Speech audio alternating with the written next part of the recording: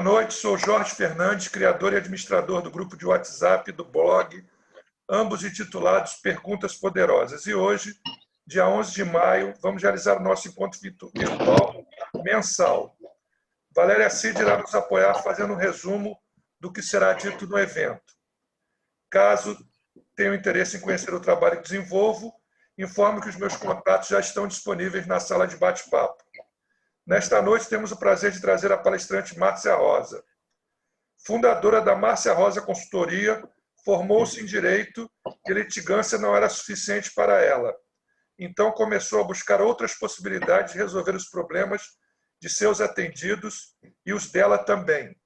Fez mestrado em Sistema de Resoluções de Conflito e se especializou em mediação de conflitos, arbitragem, conciliação, negociação, neurociência, programação neurolinguística, coaching, mentoring, relacionamento, sexualidade e comunicação não violenta. Estuda filosofia, sociologia, saúde mental e antropologia, buscando sempre ser uma profissional e também uma pessoa melhor. É professora universitária e coordenadora de cursos de pós-graduação em diferentes instituições. Atua em gestões de empresas e empresas familiares durante seus mais de 20 anos no segmento de pequenos negócios. Depois eu vejo, mas Hoje, deixa eu comer primeiro. por favor, hoje ajuda as pessoas a se reinventarem. Ela não decide nada por ninguém, mas com todas as técnicas que possui e com Eu vou pegar, eu comprei farinha de rosto, eu vou lá buscar. Desculpa. Ela não decide nada por Pede ninguém. para desligarem o Já desliguei. Ela não decide nada por ninguém, mas com todas as técnicas que possui, com toda a experiência que desenvolveu ao longo dos anos, colabora, tanto com pessoas físicas quanto jurídicas, a resolverem suas questões da melhor maneira possível, para que se sintam legitimados, reconhecidos e empoderados. Nesta noite, Márcia Rosa falará sobre o importante tema CNV e mediação. Ao final da apresentação, os interessados poderão fazer perguntas à palestrante sobre o assunto, via sala de bate-papo. Lembrando sempre que o nosso encontro se encerrará impreterivelmente às 21 horas. Por fim, informo que esta reunião será gravada e o áudio será disponibilizado para todos os interessados em breve no blog Perguntas Poderosas. Em respeito ao direito de imagem, peço aos que não quiserem aparecer no vídeo que mantenham suas câmeras desligadas durante o evento. Sem mais considerações, passo a palavra para a nossa querida e competente palestrante. Boa noite a todos. Estou super feliz de poder falar de um assunto que eu adoro e de ver pessoas tão queridas com quem eu conheço há tantos anos. Talvez a pessoa que eu conheço há mais tempo seja a minha amiga e irmã Valcide e outras pessoas tão queridas, Davina, meu filho Murilo, Ângela, que há um tempão que não vejo. Estou conhecendo Cristina, Daniela, acho que a gente já se cruzou. Glória Sueli, já conheço. Fernanda, Neise, Luciana, enfim, a gente vai... As pessoas provavelmente vão entrando e a gente vai... Odmir, e a gente vai se apresentando. Estou super contente de poder estar aqui com vocês, de participar dessa conversa que vocês têm desenvolvido, né, pela coordenação do Jorge, de Perguntas Poderosas, grupo do qual faço parte, e vou começar a minha fala, mas expressando uma pessoa que é muito importante para a gente, que nos deixou semana passada, e que faz muito sentido para nós que trabalhamos com a temática de mediação, Humberto Maturana. As guerras nunca resolvem os conflitos humanos, porque não são sobre a razão, mas sobre as emoções, e só se resolve nas mesas quando há conversa e respeito. Sem aceitação e respeito por si mesmo, não se pode aceitar e respeitar o outro. E sem aceitar o outro como legítimo em convivência, não há fenômeno social. Foi uma perda lamentável para a gente. Maturana trazia muito esse sentido dos seres vivos se produzirem a si próprios, e essa fala dele nos traz nos traz... Eu gosto sempre de falar na primeira pessoa, porque eu não tenho procuração para poder falar no coletivo. Mas me traz muito esse encontro, e por vezes até reencontro, de muitas coisas que a gente vai falar aqui. E foi uma perda assim, lastimável. E que a gente aprenda com os ensinamentos de Maturama que deixou, e que a gente desenvolva todo esse conteúdo, que a gente se aproprie de todo esse conteúdo antes de pensar em ajudar o outro. Eu gostei muito de uma expressão, numa conversa que eu tive com a Dani Friese, que trabalha com Design Thinking, ela até publicou essa semana na página dela do Instagram, numa conversa que a gente estava tendo, eu, ela e a Úrsula, de que primeiro, para mim, a gente tem que se conhecer internamente para depois ajudar o outro. Então, a gente precisa se apropriar dessas ferramentas que a gente tanto estuda, tanto desenvolve, antes de poder pensar no outro. Isso faz muito sentido para mim. E repensar dessa forma de que a gente fala, desse desgaste que a gente está tendo atualmente nos nossos relacionamentos. Eu não esperava, acredito que vocês também não esperavam a situação que a gente está vivendo hoje.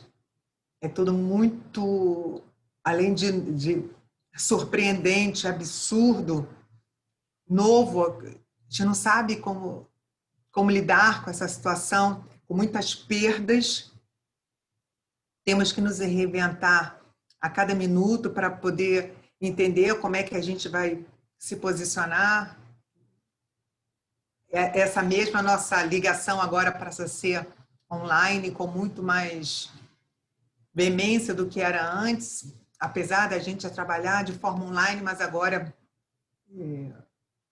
é muito presente e possibilitou de todo mundo estar junto aqui, tantas pessoas fora aqui do Rio de Janeiro, que tem essa possibilidade de estar junto e da gente repensar que mundo que a gente quer disseminar daqui para frente. Não adianta se criarem leis, mudarem leis, governantes, se a gente continua a mesma pessoa.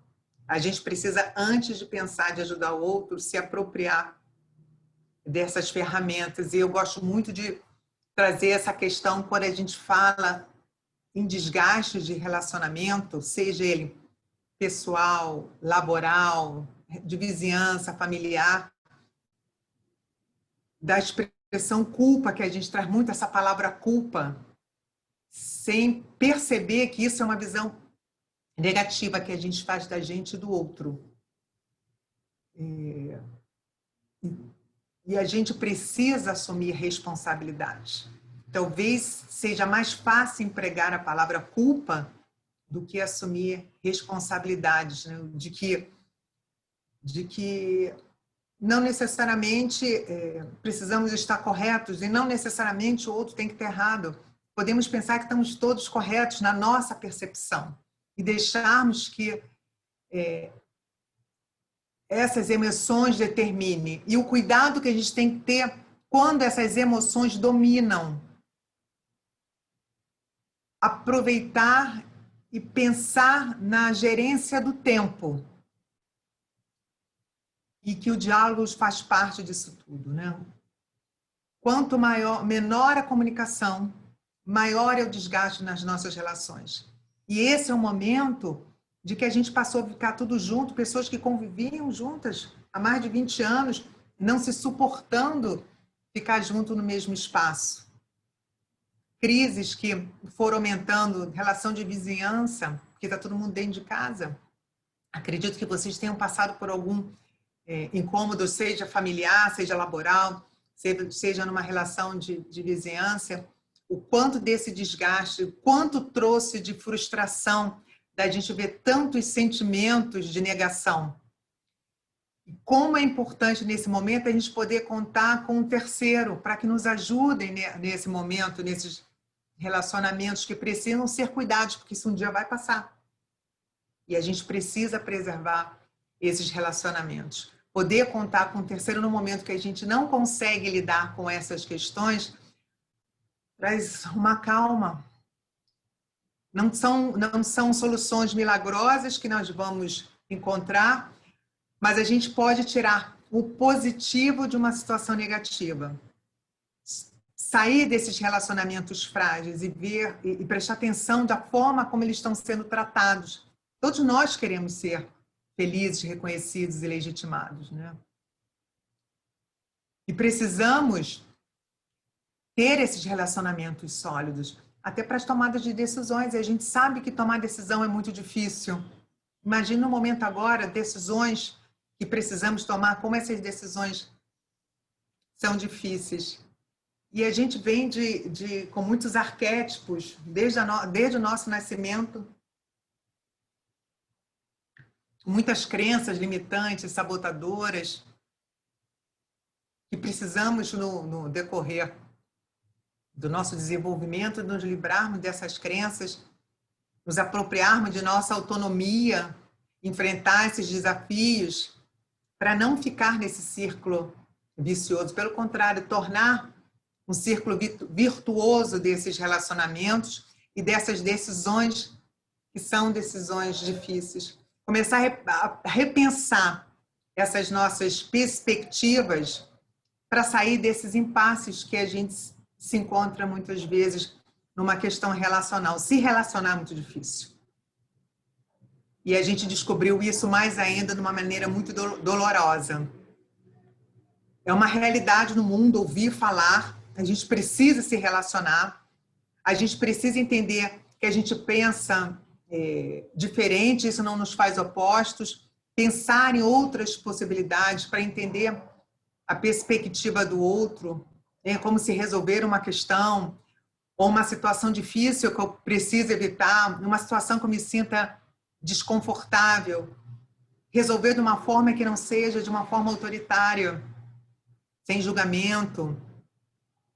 Resultados que, por vezes, podem se apresentar imprevisíveis, como que a gente está vivendo agora.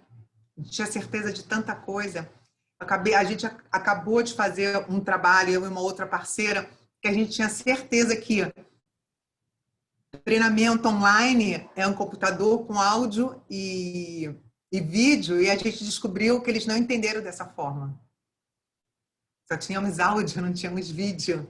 Então, parecia tão óbvio, né? Não foi. De que era preciso que as pessoas ficassem juntas numa sala, as pessoas estavam distantes uma das outras e continuavam trabalhando.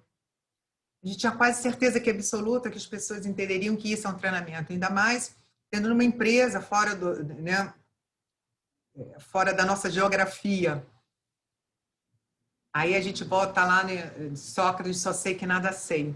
Isso foi um super ensinamento para a gente nesse momento.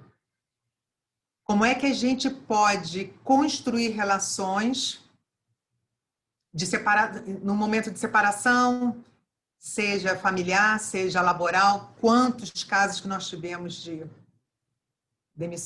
demitidas num momento como esse? Questões que não são necessárias de levar para um tribunal. Como é que a gente trabalha com essa dinâmica de relações pessoais para continuar esses relacionamentos, sem que eles se rompam, sem a sua fragilidade? E é natural que a gente, a princípio, tenha uma ideia de que a nossa ideia que é a correta e não a do outro, né? Isso é natural, a gente ter esse tipo de sensação. Isso é o conflito, a indústria que mais cresce no mundo é inerente ao ser humano. Então, não tem como a gente fugir disso. O que a gente precisa entender é que é através do diálogo que as pessoas negociam para ter resultados satisfatórios. A negociação sempre se fez muito presente, se faz mais presente ainda. E eu entendo que para um mediador, as técnicas da negociação, elas são assim indispensáveis. O que dirá para a sua vida? Aliás, tudo que eu falo aqui, antes da gente pensar em ser mediador, se apropriem dessas ferramentas como pessoa. Você só consegue ser um bom mediador se você for uma boa pessoa. Você só consegue ajudar o outro quando você se ajuda primeiro. A gente falou isso aqui na abertura de uma expressão de Maturama. A gente precisa estar preparado para colaborar com aquelas pessoas que estão envolvidas em uma questão e que necessitam da nossa colaboração para que eles possam reescrever as suas histórias. Eu gosto muito de uma fala do Vesula, quando ele diz que a mediação é anterior à tensão. A ideia geral de sentar com 2 ou 3 pessoas e tentar solucionar os conflitos entre elas é apenas um aspecto. A riqueza está na proposta teórica, na construção de um convívio social que, de alguma maneira, possa fazer grande diferença, principalmente no sistema ocidental da vida. Cada vez mais baseado na exclusão, no individualismo, nas situações de identidade mais isolada de salve-se quem puder. É uma maneira de permitir que as pessoas se sintam identificadas não como uma identidade individual, mas como social. E a gente viu na prática como isso aconteceu. No início, a gente achava que a gente ia ter uma grande corrente de empatia, de compaixão, de ajuda, e o que a gente foi vendo com o desenrolar dos dias, isso foi uma percepção minha, de muitas outras pessoas, de que eu tive a oportunidade de conversar, que as questões foram muito pontuais de solidariedade, mas que a empatia faltou bastante. Faltou bastante. Penso que tem um entendimento errôneo do que é empatia. E a mediação começou a acelerar mais ainda nesse momento, para ajudar a estabelecer e fortalecer esses relacionamentos, trazendo confiança e respeito, até para que, se fosse necessário, nos casos de encerrar uma relação laboral, uma relação familiar, uma relação pessoal, uma relação de vizinhança, que ela trouxesse o mínimo de custos e danos psicológicos. E a gente precisa estar bem. A gente precisa se apropriar dessas ferramentas que a gente acredita que são úteis para o outro antes da gente exercer esse ofício, né, que é a mediação. Ajudar nesses maus entendidos de compreensão, de ruído. A mediação consegue ajudar isso se você acredita que essas ferramentas te ajudam, se você realmente exerce, mantendo sempre o equilíbrio entre comportamento e atitude. Começar a perceber se aconteceu esse realmente diálogo, se realmente foi falado sobre sentimentos, se realmente houve esse diálogo de identidade, como traz nosso querido Vesula. Pensar mais prospectivamente, enxergar que essas relações elas necessitam ser cuidadas, e é preciso que traga uma linguagem mais compassiva,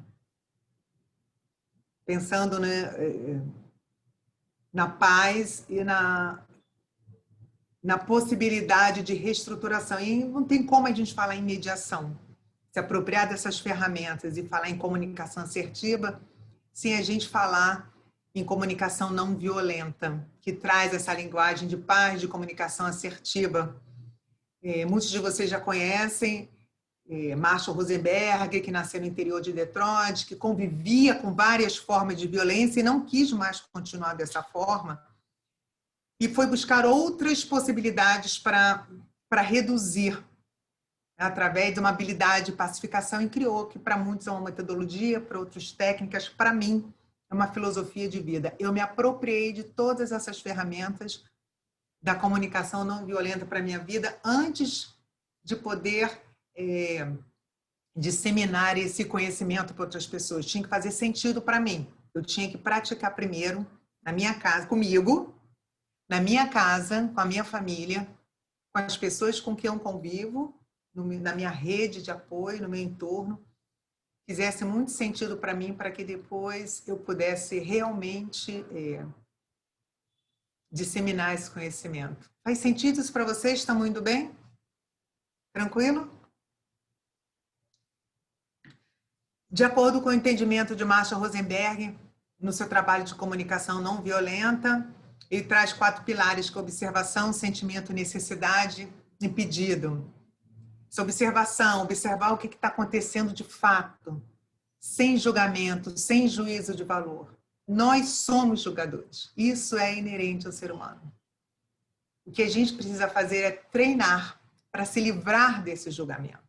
E a observação faz isso, traz muito esse ensinamento para a gente. Apenas observar.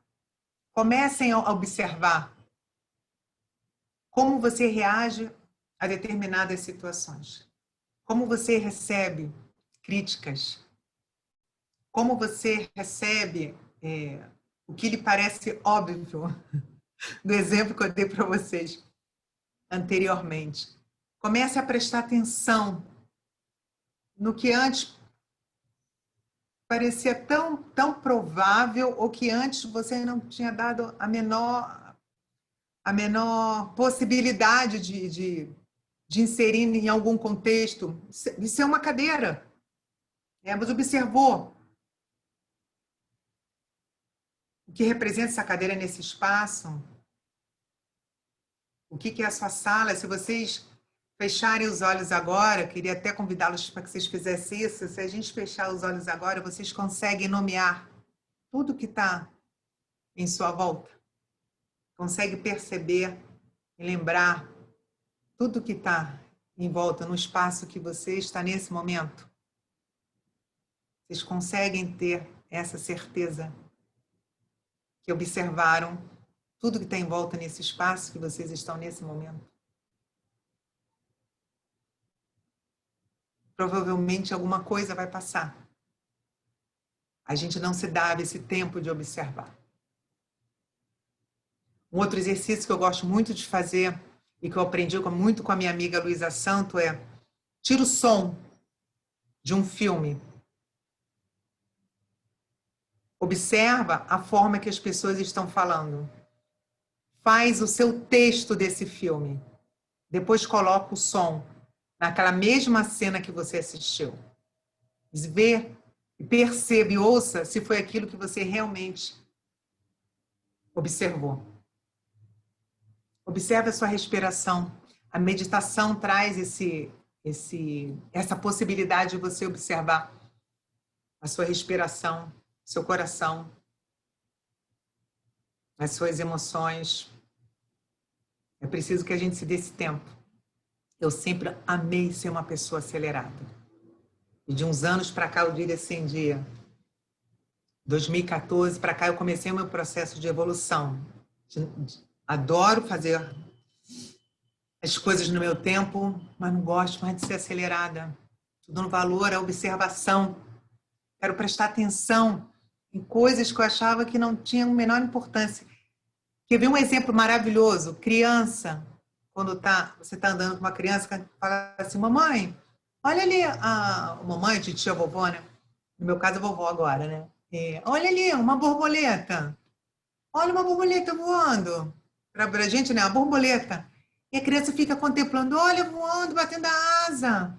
Olha, é azul. Olha, ela subiu. Olha, ela parou. Ó, tá parada.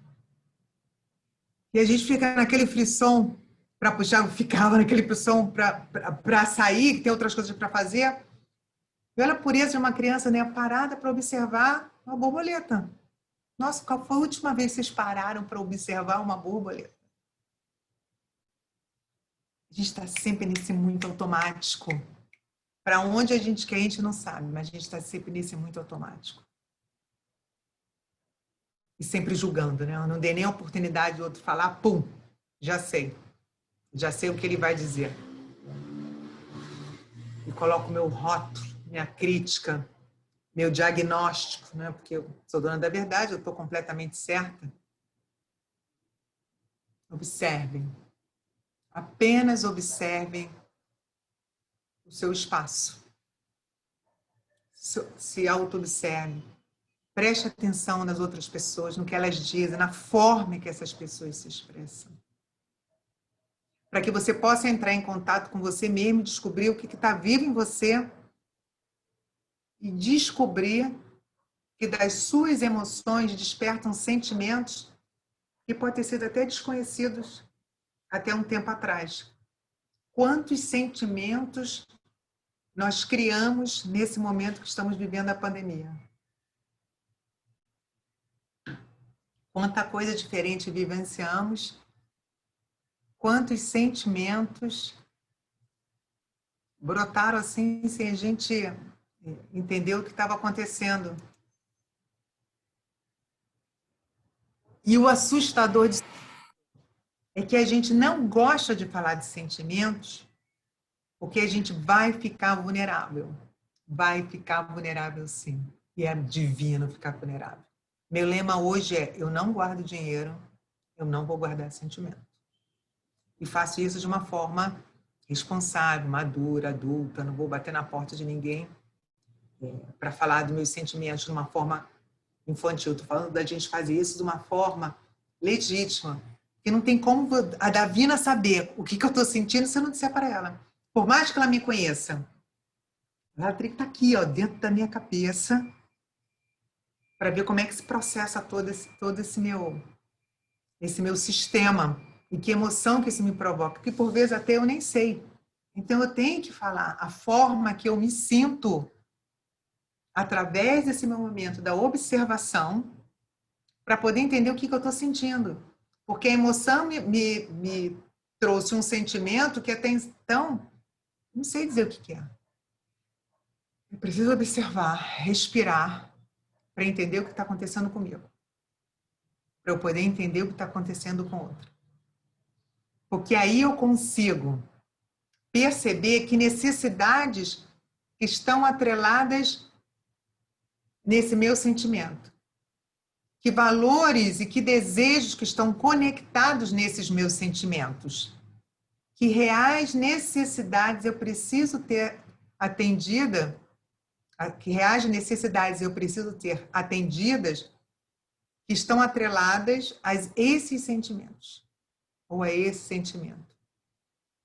Porque se eu consigo falar dessas minhas necessidades, eu tenho muito mais chances de vê-las satisfeitas. E aí, só assim, eu consigo realmente pedir o que eu necessito.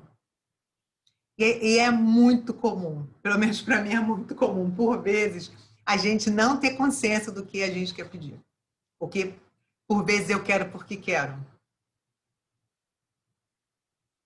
E aí eu preciso voltar, né, a observar, a saber a forma que eu estou me sentindo, que necessidade que eu preciso estar atendida, que está envolvida com esse sentimento, para só então falar o que eu quero. Senão, a possibilidade de eu ter atendido o meu pedido vai ser zero. Se vocês, durante a mediação, perguntam para os mediandos, que necessidades que eles precisam ter satisfeitas, é uma pergunta que eu adoro fazer. Fulano, que necessidades que você precisa ter atendida? A gente vai escutar avaliação, a gente vai escutar diagnóstico, mas a gente não vai escutar um relato de uma necessidade. Estão carregados de avaliações, de interpretação, de diagnóstico, de emoções.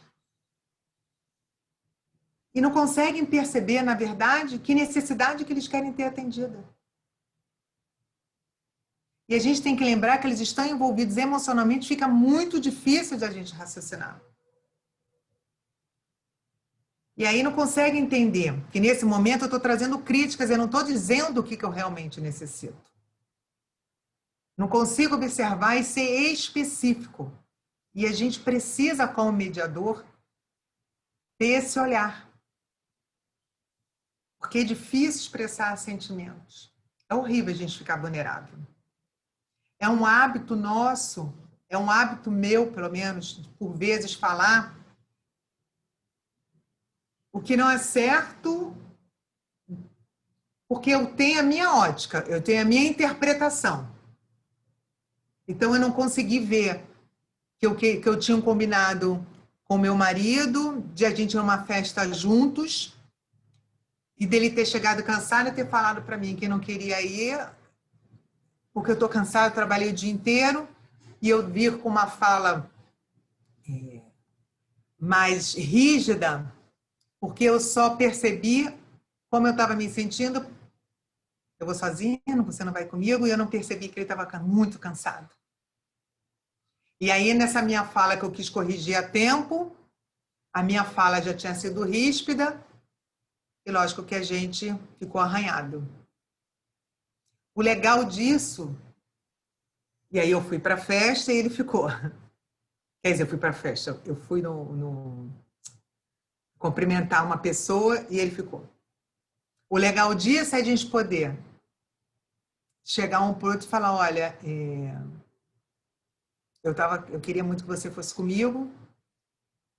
Quando você disse que não ia, eu só pensei em mim e na foto que você ia fazer e acabei te respondendo de uma maneira mais ríspida. E aí ele dizer para mim, nossa, eu também só pensei no meu cansaço e não pensei como você gostaria que eu tivesse te acompanhando. Tem essa parte boa de quando a gente começa a ter essa percepção. Isso é uma história real mesmo, tá, gente? Que aconteceu aqui em casa. Pelo menos eu consigo ter essa percepção. Só que o que o outro escuta de primeira, a minha crítica, é o que vai ficar. Depois, quando eu vi com a minha fala de justificativa de como eu estava me sentindo, a necessidade que eu precisava ele estar junto comigo, já ficou perdida. Isso acontece com as outras pessoas também. E a gente tem que estar atento nisso durante uma reunião de mediação, para que eles também percebam que eles trazem essa questão do julgamento. Se a gente perguntar para eles do que vocês precisam em relação ao outro para atender às suas necessidades, o que é necessário para atender essas necessidades, o que está por trás desses sentimentos, sem fazer exigências nesse pedido, com uma linguagem positiva, sem julgamento, consegue. Lembra do início da minha fala? São os arquétipos. A gente vem carregada deles, das pessoas determinando o que a gente tem que fazer. Um monte de crença sabotadora, limitadora, e a gente precisa se livrando durante a nossa evolução. Para isso, é um autoconhecimento. Nem todo mundo tem essa possibilidade desse autoconhecimento. Nós, mediadores, precisamos ter esse olhar e essa possibilidade para ajudar essas pessoas que estão sentadas ali e que confiam em nós para ajudá-los a resolverem essas questões. Queria convidar que vocês pensassem em alguma coisa muito específica que alguém fez com vocês que vocês não gostaram. Pensem. Pensem numa situação de um comportamento que vocês não gostaram. Mas pensem nisso sem avaliação. Façam esse esforço, que é um esforço. Pensem nesse caso, reformulem esse registro de avaliação, sejam específicos e tirem essa avaliação, essa crítica, esse diagnóstico. Mas sejam sinceros com esse pensamento de vocês. Identifique nesse comportamento que incomodou você, sem crítica, sem avaliação, sem rótulo, como você se sentiu a respeito dessa situação? Como você se sentiu com o que o outro fez em relação a você? Dê nome a esse sentimento. A forma que o outro se comportou, expresse o seu sentimento. Pensa nele. Pensa nesse sentimento e identifica que necessidade que você precisou ter atendida em relação a esse sentimento. Eu me senti dessa forma porque eu precisava disso. Que necessidade que estava aí por trás, que não foi atendida e que te deixou dessa forma. Então, você está fazendo uma observação do que aconteceu, livre de avaliação. Você está expressando seu sentimento sobre o ocorrido, sem culpa ou crítica. E você está manifestando a sua necessidade em relação a uma situação sem qualquer referência a outra pessoa e sem qualquer estratégia, que é diferente de necessidade. Fazendo isso, faz mentalmente de novo esse pedido, sem exigência. Se você realmente acredita que essa metodologia, essa técnica, esse estilo de vida, essa possibilidade faz sentido para você, vai fazer sentido para o outro. Eu refaço isso sempre. Não tem como você ser 100%, é muito difícil. É muito difícil. Eu pelo menos sempre repenso na minha forma que me relaciono com as outras pessoas, porque existe uma interdependência. Então eu preciso do outro para realizar um desejo. E a forma como as coisas são tratadas, como vinham sendo tratadas, para eu resolver, se eu repetir o mesmo comportamento, eu vou ter exatamente a mesma resposta. E eu preciso incluir a percepção do outro nas minhas necessidades, para gerar um outro movimento, para que eu tenha atendido a minha satisfação, para poder equilibrar essa relação. A comunicação não violenta com essas possibilidades, ela despolariza e resolve essa controvérsia.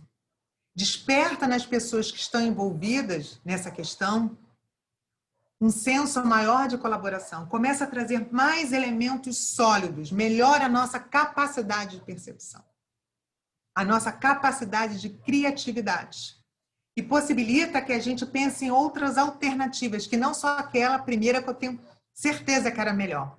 A gente começa a ser mais criativo, mais inovador, porque eu preciso do outro para atender uma necessidade minha. Então, como é que eu vou me expressar?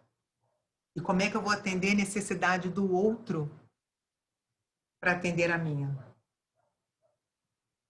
E o quanto de empatia eu preciso colocar nessa relação?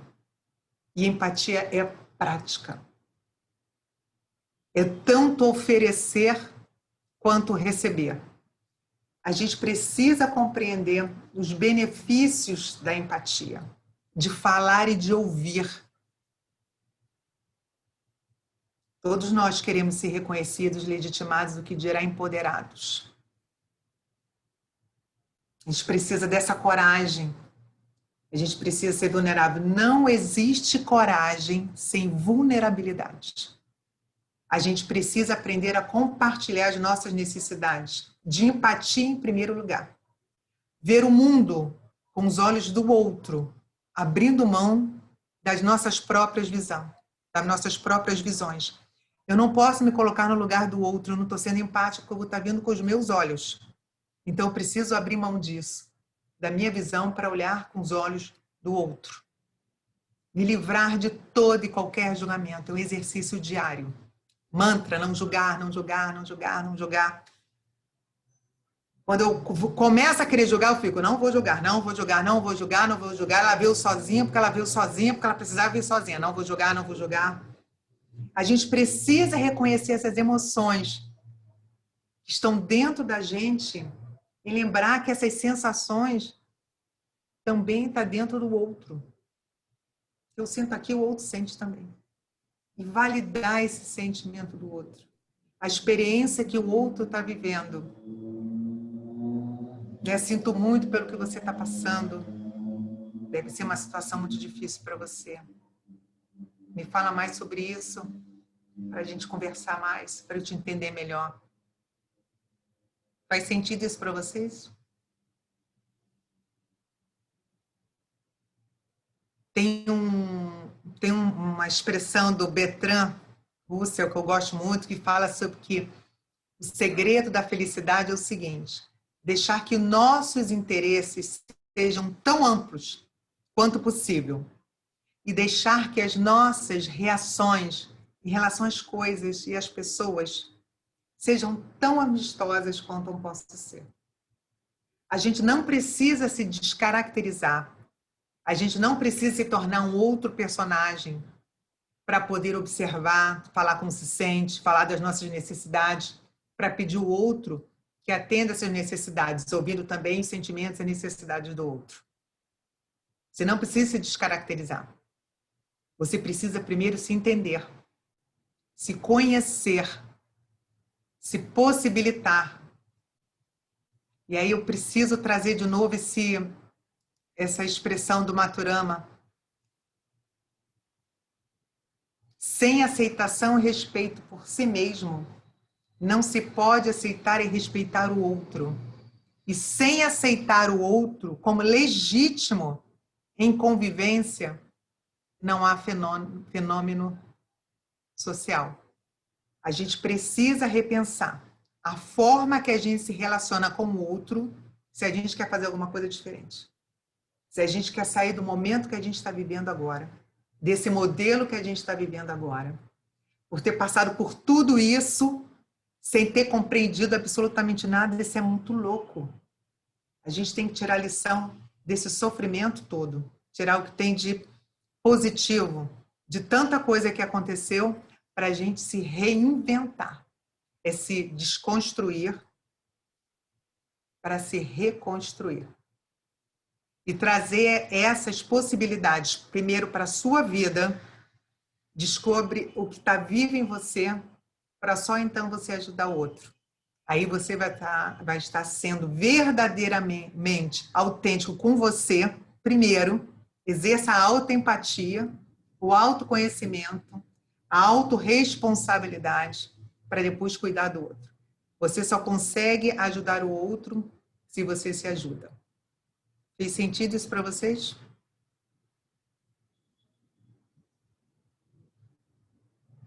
Acho que é isso. Queria ouvir vocês um pouquinho. Márcia, que presente que você nos deu essa noite, né?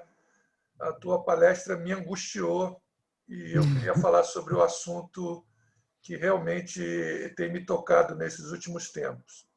A pandemia trouxe para a gente uma figura muito próxima, que apesar da gente saber que ela existe, a gente, o ocidental, tem uma tendência a esquecer que ela existe, que é a morte, né?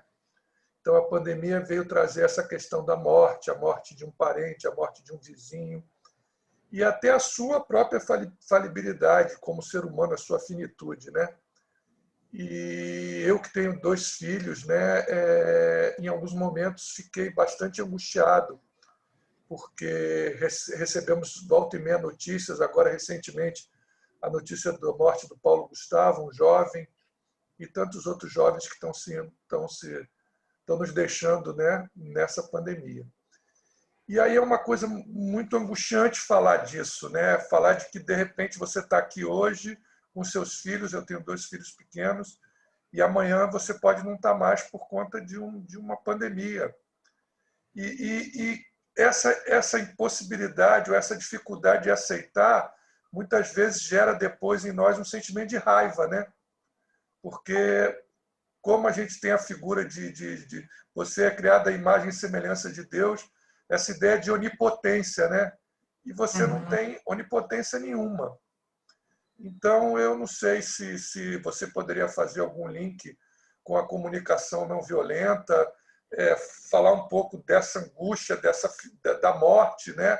Eu sei que muita gente não gosta de falar, porque é um tema meio tabu no Ocidente, mas foi o que a minha necessidade, meu sentimento levou para falar contigo. Obrigado. Nada, querido, adorei a tua pergunta sobre o luto.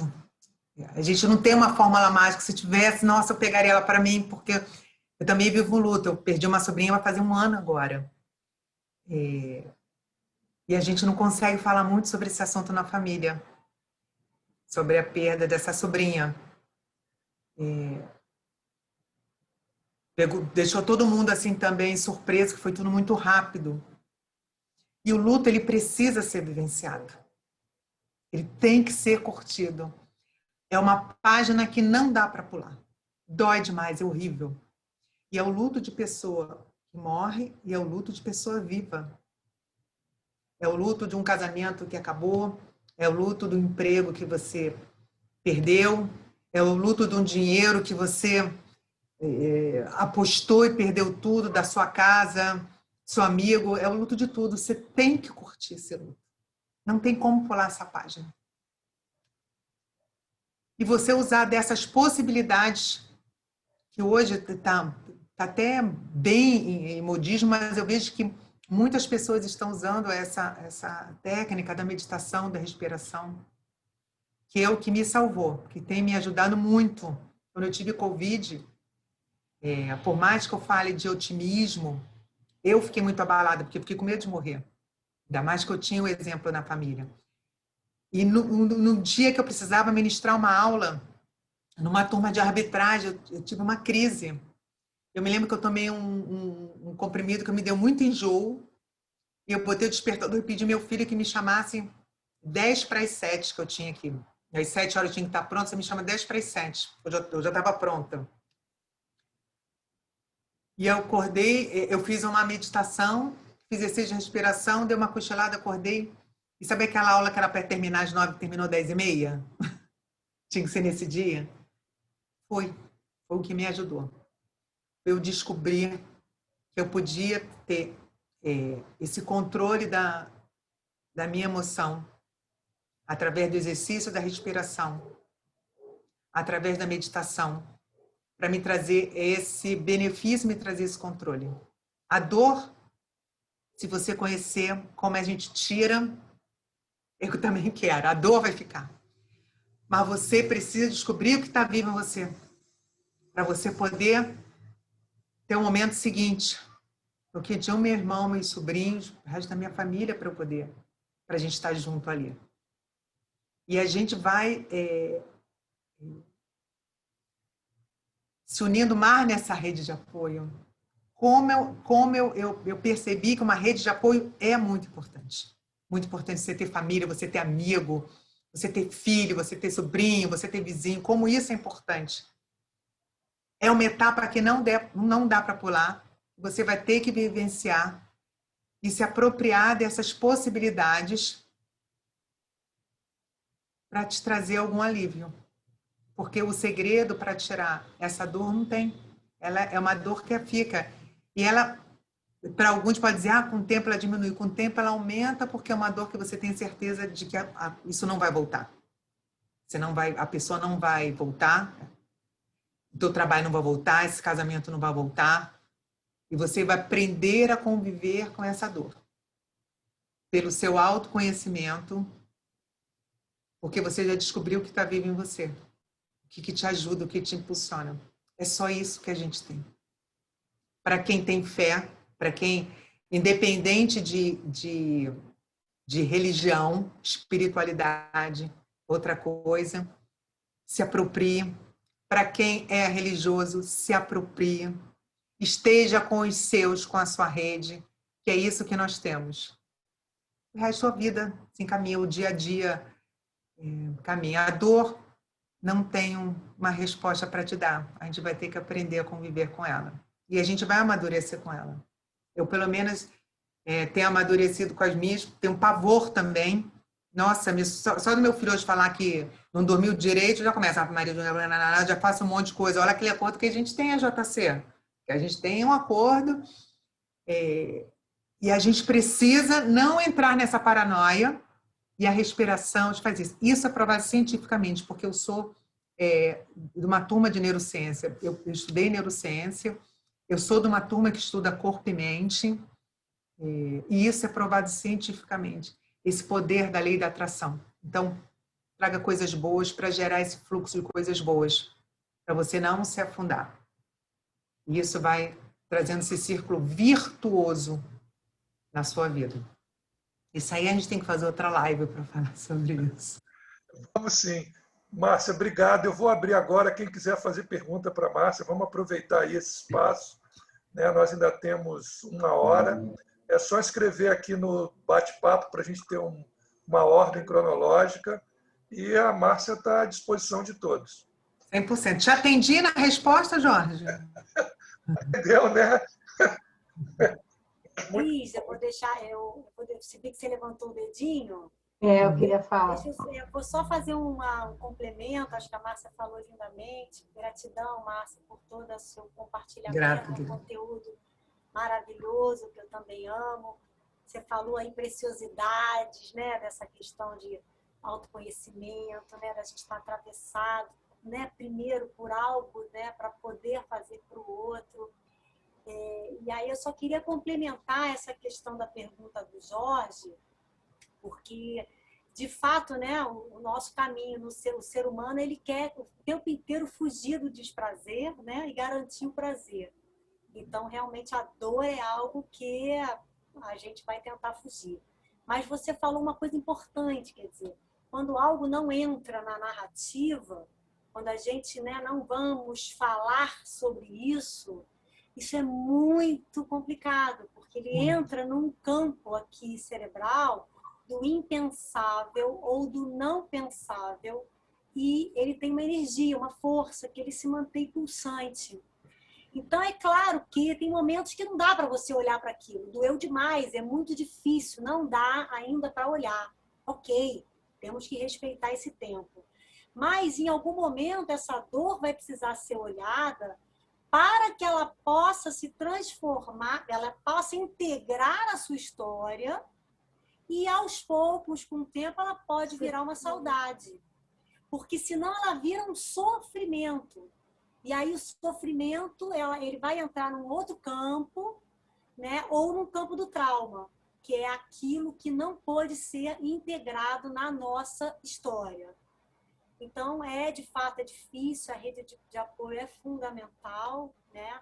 Sem dúvida, mas é um pouco esse caminho, olhar no tempo que pode olhar, como pode olhar, para que aquilo se integre na sua história, e aí que um dia possa se tornar saudade, né? Possa se tornar uma cicatriz, mas que cicatrizou, né? Só para dar uma contribuição. Perfeito. E foi assim, muito bacana esse seu comentário, porque a minha sobrinha faleceu em maio e em janeiro desse ano foi o aniversário dela. E ela tinha um bar maravilhoso, era sócia de um bar. E aí, nesse dia, eu liguei para o meu irmão, liguei para meus sobrinhos, vamos referenciar, vamos comemorar. Ela gostava de comemorar o aniversário dela, eu tive com ela no aniversário dela, sorte que eu tive com ela no aniversário dela no ano anterior, e eles fizeram uma linda homenagem entre aquelas pessoas que frequentavam ali, e comemoraram, e vibraram. Eu achei isso ótimo. E eu, no grupo da família, eu falei, hoje é aniversário da Pri, vamos cantar parabéns para ela, porque ela era uma pessoa maravilhosa e a gente tem que lembrar dela como uma pessoa maravilhosa, com toda essa dor que a gente carrega, sabendo que cada um tem um tempo para processar. Uhum.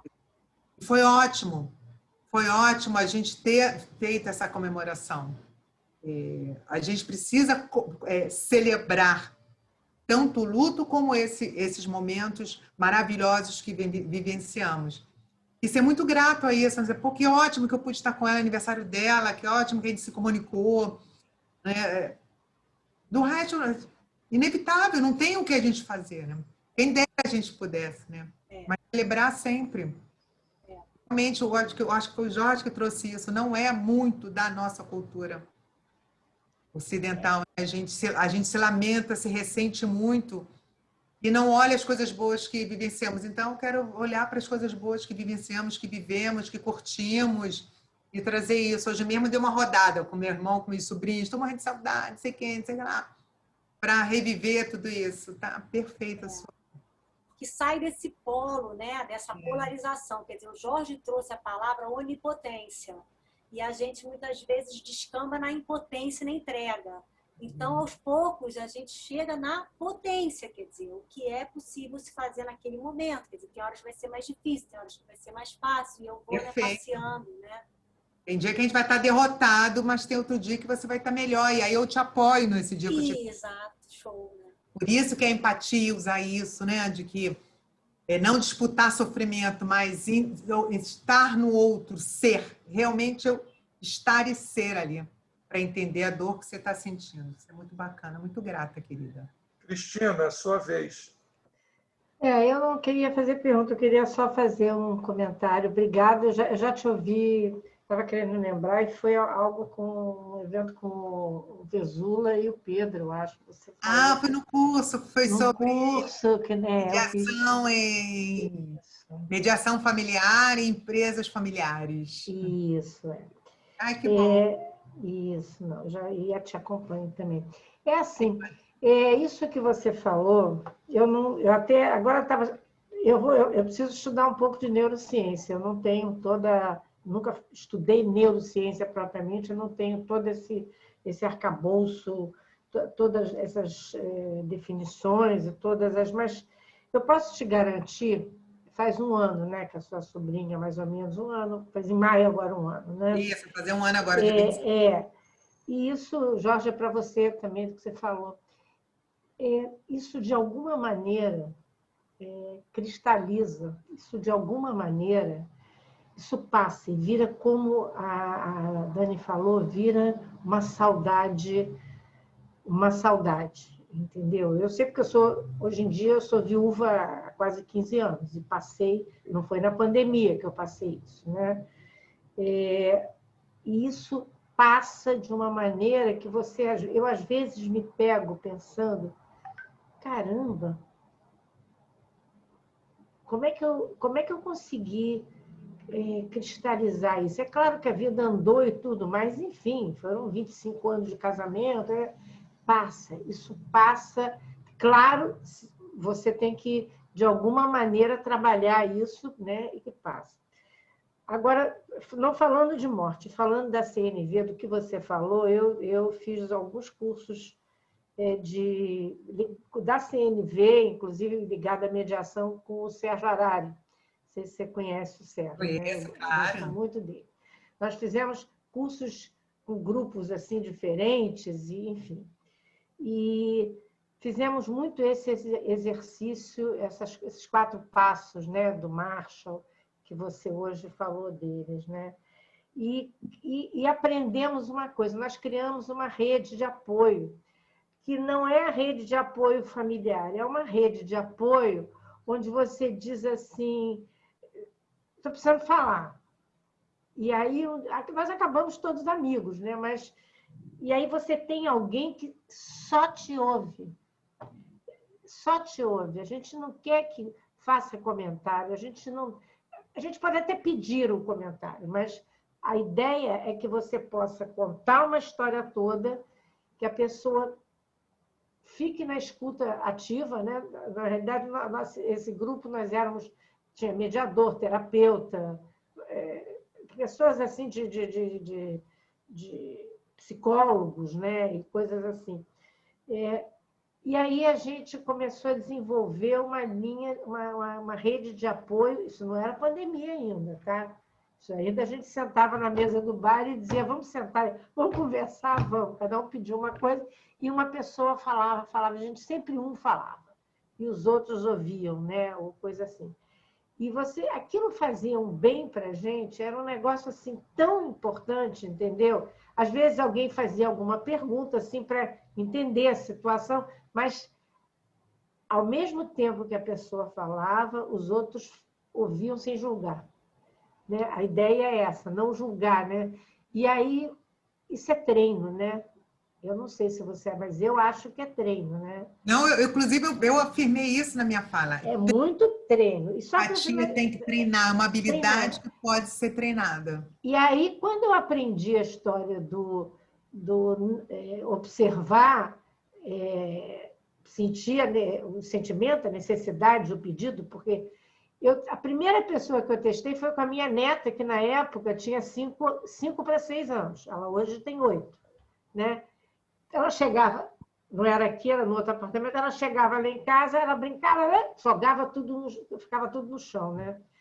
E um dia eu falei, peraí, quando eu vi aquilo tudo no chão, aquilo foi me deixando chateada. E aí um dia eu disse para ela, Letícia, vou dizer uma coisa para você. Quando você acaba de brincar e deixa isso tudo no chão, sabe como eu sinto? Eu fico triste. Fico triste, entendeu? Porque aqui é a nossa casa, né? Eu gosto da coisa mais arrumada, quer dizer, a gente desarruma e eu gosto desarrumado. Queria te pedir, será que você pode, quando acabar... Mas eu pedi, eu fiz os 4 passos. Aí ela olhou para mim e falou assim, você fica triste? Eu fico triste. Aí ela disse, não, ela me chama de Oma, enfim, vovó. Não, vovó, não. Por que você não me pediu? Vamos arrumar. E aí ela passou da bagunça, juntar tudo. Eu fiquei tão emocionada, porque ela não tinha, né? Ela reagiu exatamente como o livro diz que alguém vai reagir, né? Então, eu me emociono até hoje quando lembro disso. Então, eu amei te ouvir, porque nunca é demais a gente ouvir, isso é um mantra, isso é uma coisa que, se a gente usar, É impressionante como isso funciona. Achei lindo o teu relato e, Cristina, comportamentos repetitivos geram hábitos. Então, se a gente pratica isso todos os dias na nossa casa, as pessoas vão fazer igual. Todas as pessoas aqui na minha casa fazem assim, e cada um com a sua característica própria. Ninguém vai falar calmamente, irritado, né? Não quer dizer que você vai falar bonitinho, não é isso? Imagine eu, né, Valéria, que eu estou longe da meiguice. Eu falei, poxa, Lucas, cheguei em casa. Eu Por exemplo, cheguei em casa, a cozinha estava desarrumada, cara. Sabe como é que isso é importante para mim, ter a cozinha desarrumada? Pô, fico danada da vida quando vejo isso. Pô, deixa a cozinha arrumada antes de eu chegar. Quando eu consegui dizer isso pro meu filho depois de muito tempo, ele falou, tá. Estava sabendo que a cozinha é importante para você? Se eu tivesse tido esse diálogo, poxa, amor, eu queria que você fosse comigo, é tão importante você ir comigo, né, nessa reunião comigo, eu queria que você estivesse comigo, mesmo você estando cansado, será que você consegue se esforçar para ir comigo? Será que você consegue? Porque a sua presença para mim é tão importante, a gente estar junto. Não, eu falo falando, pô, você não vai chegou cansado? Pô, a gente tinha combinado. Mas a gente tem que tomar cuidado, né, para não fazer isso. Né? Não, e assim, e admito, estou longe de ser a perfeição, nem quero, deve ser muito chato. Deve ser muito chato. Quero errar, como diz a minha poeta Paulinha Toller, vou errando enquanto o tempo me deixar e vou me aperfeiçoando. Eu quero isso, a cada dia me colocar em xeque. Né? Não tá bom, vamos mudar. E é muito engraçado você estar falando, porque teve uma vez que o meu marido falou isso para mim. Eu adoro trazer esse exemplo. Você é empática com os outros, mas não é empática comigo. E aí eu guardei aquilo, fui tomar um café com a Mariana Freitas, eu não esqueço isso, a diretora do CBMA, que vocês devem conhecer. E ela falou assim, vamos, senão estou esperando o Francisco, eu quero conversar com ele. Ela falou, ai, coitado do Francisco. Não, eu quero conversar com ele, eu preciso explicar para ele o que é empatia de novo. Aí, quando nós sentamos para tomar um café, num lugar pequeno, um café, porque é para a gente poder conversar com tranquilidade, num tom de voz que é ansioso. Eu falei para ele, expliquei de novo para ele o que era para mim empatia e acrescentei para ele. Isso não quer dizer que eu vá te ajudar, isso não quer dizer que eu concorde com você, isso não quer dizer que eu vou ser sua amiga. Por acaso eu sou. Mas ser empático não é que eu vou ser sua amiga, não é que eu vá te ajudar e nem que eu penso com você. Aí ele começou, agora estou entendendo de melhor essa parada da empatia. Eu posso me colocar, eu posso olhar a situação com os seus olhos. Entender que, nossa, que isso está te trazendo sofrimento, uma coisa desconfortável para você. Situação, você até nem gostar de você. E é um exercício que eu procuro fazer, porque você ser empático com quem você ama, com quem você concorda, nossa, ó, fácil. Seja empático com quem você está em dissenso. Faz esse exercício. É difícil. Chega a dar uma coisa aqui, mas eu falo, não, peraí. As pessoas até te choram, tá louca? Eu não gosto de fulano. Eu falei, uma coisa, outra coisa. Né? Dá pra gente separar. Esse é o grande exercício. É esse exercício que eu gosto de fazer todo dia. Peraí, concordar com a Valéria, para mim, é uma maravilha. Eu quero ver eu concordar com aquele político que eu não gosto. Será que eu consigo estar empático numa situação que ele traz? Esse que é o nosso grande desafio. É verdade. Cristina, te ouvir saber que a gente já esteve juntas antes. Ainda mais com quem, né? Andréia, você gostaria de fazer alguma pergunta? Você levantou o dedinho aí. Andréia? Ô, querido, boa noite a você e a todos os colegas. Não, eu só estou afirmando, asseverando aí as coisas lindas que eu estou ouvindo da colega Daniela, amiga de mediação, de estudo, Cristina também, de supervisão, enfim. E o que a Márcia está nos trazendo, é só asseverando aí as coisas maravilhosas. Te agradeço a abertura aí, estou aqui. Legal, André. Valéria, você não vai perguntar nada para sua amiga? Provocá-la? Posso acreditar.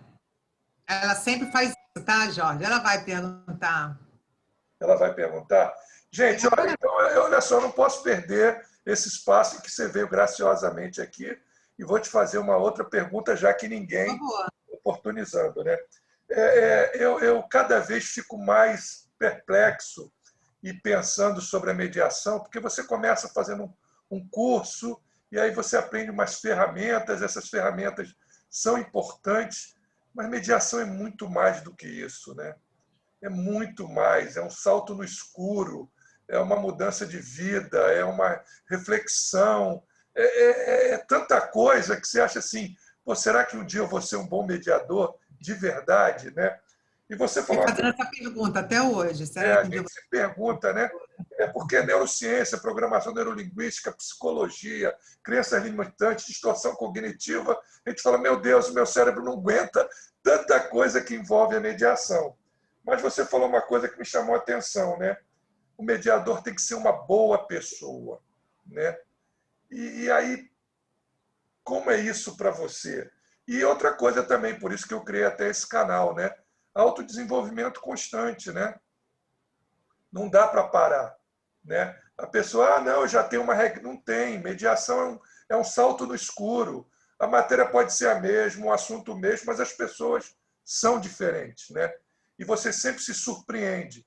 Então, eu acho que o mediador tem que ter essa postura da criança que sempre se surpreende, né?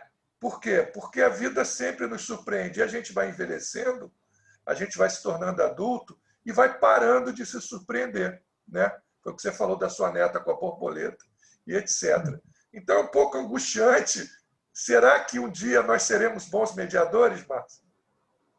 Você trouxe assim, de novo, escutei tanto a Cristiane como você, de novo, trazendo essa questão da neurociência, que traz muito, tenha uma mente de principiante. Começa fazendo com pequenos exercícios. Escolha alguma coisa que você sabe fazer muito bem e faça de novo como se fosse a primeira vez, usando toda a sua observação. Então, vamos supor que você vai se deliciar com um prato de macarrão, que está assim, na hora do jantar. Nossa, nunca comi esse macarrão. Não sei que sabor tem, que cheiro que tem. Se delicie com o cheiro. Se delicie observando a disposição do prato, a louça, vendo a beleza, a cor, a textura, experimentando vagarosamente essa macarronada, sabe? Que gosto, como se fosse a primeira vez que você estivesse comendo. Isso é ter mente de principiante. É o que é ver a borboleta, prestar atenção. Nós, como mediadores, precisamos sempre exercer essa mente de principiante. Que é a primeira mediação. Eu não sei o que vai acontecer aqui. Eu não sei o que eles pensam, eu não sei o que eles sentem, eu não sei o que vai acontecer. Eu preciso ouvir, eu preciso ouvir, eu preciso ouvir, eu preciso perguntar, eu preciso perguntar, que traga reflexão para essas pessoas que estão trazendo para mim uma questão que é muito importante para elas. Muito. Por isso que elas estão aqui, para resolver. E para isso eu tenho que me colocar dessa forma, com a mente de principiante. Toda vez que a gente deixa a vaidade ultrapassar, toda vez que a gente deixa muito a sabedoria tomar conta, a gente acaba metendo os pés pelas mãos. E a gente precisa sempre exercer essa mente de principiante. Os exercícios de observação, com esse exercício que eu acabei de falar para vocês agora, da gente fazer alguma coisa que a gente conheça como se fosse a primeira vez, para a gente se livrar de qualquer certeza que a gente tenha de que aquilo vai acontecer dessa forma. A gente já teve a maior prova disso vivendo essa pandemia. Não tem quem possa afirmar quando isso vai acabar. Nós temos o nosso desejo. Nós tínhamos ano passado que 2021 estaria tudo ok. E a gente não tem certeza de nada. Então, a gente não pode ter certeza do que a gente está fazendo ali. O que a gente sabe é que eu preciso estar para essas pessoas, me colocar para elas à disposição para ajudá-las, observando o que elas estão trazendo, com a minha mente de principiante, ajudando que elas exteriorizem seus sentimentos, que consigam atrelar a sua necessidade a esse sentimento. O que elas precisam ter atendidas.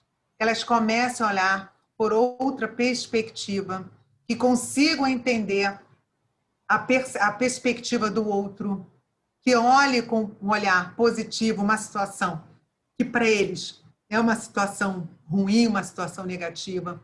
O que ela pode tirar de positivo nisso? Que história que ela pode contar daqui para frente? Devolver para eles esse poder, esclarecendo isso para essas pessoas, que você tem o poder de decidir a sua vida daqui para frente. Isso é seu. Como é que você quer contar essa história daqui para frente? Toda vez a gente precisa entrar numa mediação.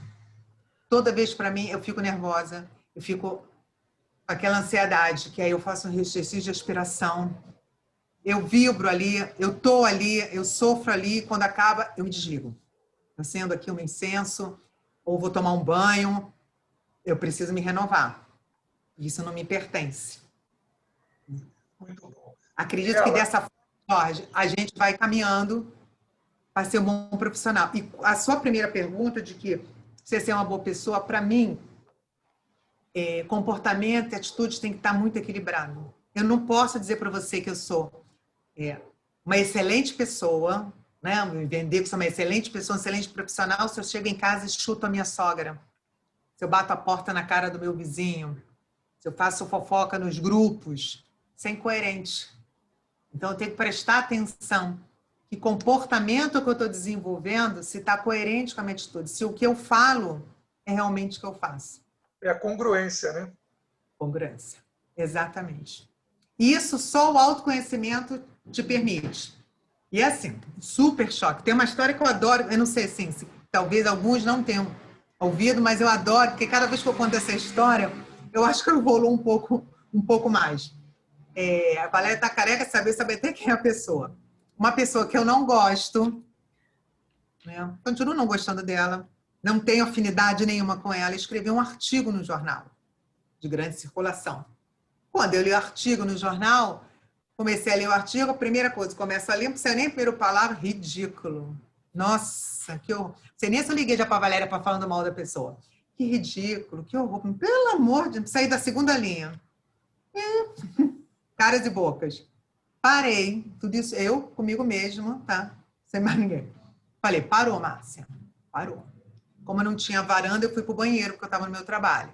Fui pro banheiro e falei, não, tem alguma coisa acontecendo aqui, porque eu já estava, assim, a emoção era visível, né? Que eu estava irritada, com a minha voz mais irritada, mais ofegante, aquela narina já abrindo, porque aquilo estava me irritando. Eu falei, não, parou. Tá irritada por quê?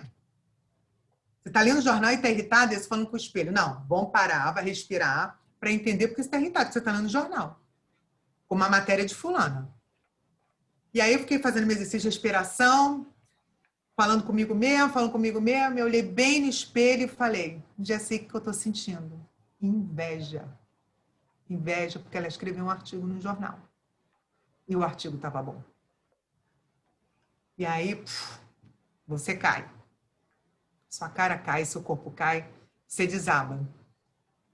Depois de eu desabar, pensei, preciso fazer alguma coisa. O que essa inveja diz respeito a mim? Não gosto dela? Não gosto. Não sou obrigada a gostar dela. Mas o que ela fez que diz respeito a mim? O que eu vou fazer com isso? Já sou coautora de 3 livros, estou indo para o 4º livro. Resolvi fazer alguma coisa por mim. Para que eu não desenvolvesse aquele sentimento. Agora, eu precisei encarar a inveja. Foi horrível. Naquele momento. Hoje, tenho um orgulho de poder admitir isso. Continuo não gostando dela, continuo não falando com ela, acho ela chata, mas o artigo era ótimo. Mereceu estar ali no jornal. Que show. Daniela, agora é contigo. Muito bom. Então, Márcia, estou pensando aqui, né? Bom, hoje em dia, né, a gente vive, né, essa loucura, né, da complexidade das questões que a gente tem que resolver, né, da falta de tempo, das pressões por todos os lados. Então, muitas vezes as pessoas elas caminham por gatilhos, por atalhos, não querem ter muito trabalho para pensar em muitas coisas. Não querem ter trabalho, muitas vezes não exercitaram esse olhar para si, muitas vezes estão mesmo preocupadas em sobreviver, né? Então, não sobra tanto tempo para algo a mais.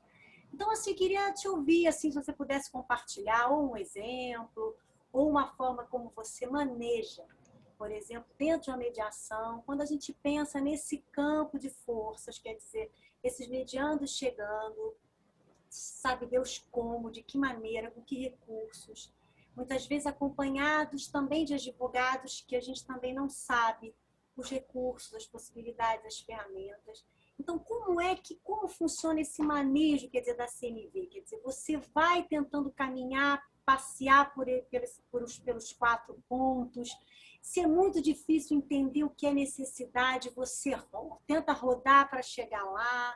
Como é que é esse manejo, assim, dentro desse campo? Muitas vezes não ser justo, que às vezes você tem, não sei se é um limite de horário, ou uma pessoa que comedia com você que você não conhece, mais observadores. Como que você maneja esse sistema? Legal. Legal, adorei a tua pergunta. Tem algumas coisas que eu faço por mim.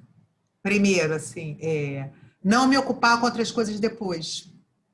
Então, se eu tenho uma mediação de 10 horas, eu vou pensar alguma coisa para mim depois de 2 horas, porque tudo pode acontecer. Por mais que a gente diga que a gente vai ficar aqui só até 2 horas, que a gente fica cansado, a gente consegue raciocinar, pode acontecer isso extrapolar. Então, eu começo a pensar alguma coisa para mim depois das 2 horas. Eu preciso estar inteira. Eu preciso ter certeza que eu estou inteira naquela mediação. Eu estou tranquila, que eu me conectei, que eu estarei inteira ali e disponível para aquelas pessoas, sem saber absolutamente de pessoas que vão aparecer ali. Então, eu preciso realmente estar naquele momento. Se eu tenho algum companheira de mesa, eu preciso ter uma conexão muito grande com ela. Isso, para mim, faz muito sentido, porque eu já tive mediações com quem eu compartilhei com pessoas que eu não tinha a menor conexão, que eu não tinha a menor interseção, e foi muito ruim para mim.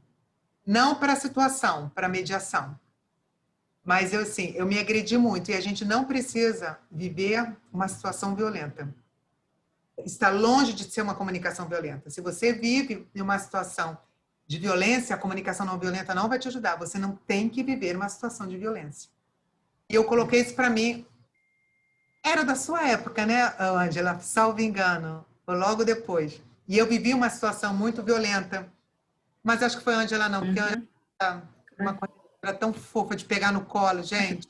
Ela teria me pego no colo, não foi a Ângela não. Talvez eu tenha contado para você. Então, isso assim, para mim, eu preciso estar com alguém, dividindo a mesa, alguém que eu tenha uma conexão. Conexão, para mim, é uma questão muito forte. Então, eu estou plena, estou ali entregue, tenho conexão, saber quem vai fazer o quê, como a gente vai se dividir. Se eu tenho conexão, a gente se conhece pelo olhar, e a gente se conhece pelo olhar, inclusive online. Eu não tenho nenhuma dificuldade para fazer esse trabalho com meus pares, porque a gente realmente estabeleceu essa conexão, quem vai fazer o quê, vai fazer, já é automático, assim, o olhar a gente já se conhece. Uma coisa bem legal, que para mim faz muito sentido nesse contexto, que quando eu estou olhando aqui para a câmera, provavelmente eu estou olhando para vocês. Quando eu estou olhando aqui para a câmera, eu não consigo perceber as pessoas, como elas estão articulando, porque eu estou olhando para a câmera. Então, o Jorge está aqui, no meu canto à esquerda, quem está embaixo eu não estou vendo. Então, a gente precisa estabelecer com os mediandos, uma mediação online, como é que a gente vai fazer.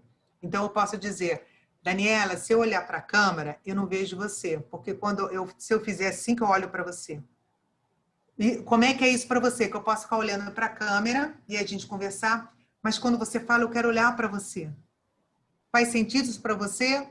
Porque o olhar nos olhos faz muito sentido. Olhar, então, eu olhando aqui para a câmera, eu te olho nos olhos, só não olho para você, que aí deixa de fazer sentido para mim, para eu poder estabelecer essa conexão com você, porque o procedimento de mediação é uma conexão com todo mundo que está ali.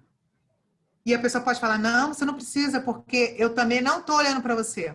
Então, todas as mediações eu estabeleço essa conexão. Ou converso com o meu par, eu vou ficar olhando para a câmera e você olha para a pessoa, e se você precisar, a gente troca depois informações. Porque eu percebi que para essa pessoa é muito importante que eu esteja olhando para a câmera.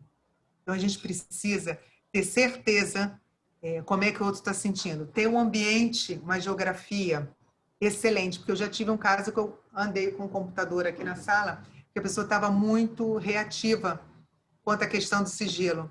Então, tenham certeza de que vocês estão sozinhos. E passe essa certeza para o outro, porque eu estou trazendo uma questão minha muito íntima para comentar aqui. E a gente, quando está na sala, tem essa possibilidade. Online, a gente precisa estabelecer essa segurança e ter uma boa geografia, coisas boas para ver.